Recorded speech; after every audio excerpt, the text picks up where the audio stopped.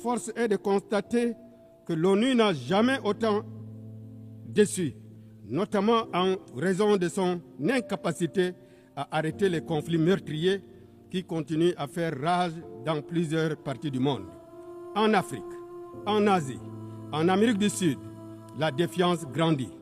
Parce que trop souvent, les décisions majeures de cette organisation semblent servir les intérêts de quelques grandes puissances au détriment des aspirations des pays du Sud. Parce que le Conseil de sécurité reste une structure figée, héritée de l'après-guerre, où l'Afrique, berceau de 5e de l'humanité, demeure exclue de toute représentation permanente. Parce que les mécanismes de sanctions et d'intervention sont sélectifs et l'indignation semble parfois géographiquement conditionnée. Nous devons avoir le courage de le dire ici, sans détour.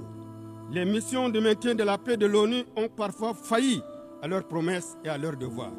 Que ce soit en Haïti, en République centrafricaine, en République démocratique du Congo ou encore au Mali, les casques bleus ont été, dans certains cas, accusés d'inaction, voire de comportements contraires aux principes de l'organisation qui l'incarne.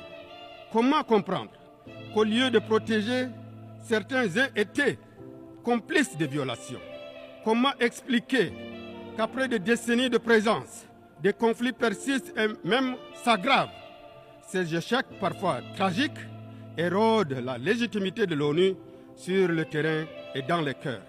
Il est impératif que les opérations de maintien de la paix soient réformées en profondeur, évaluées de façon transparente et recentrées sur leur mission fondamentale, protéger les populations civiles.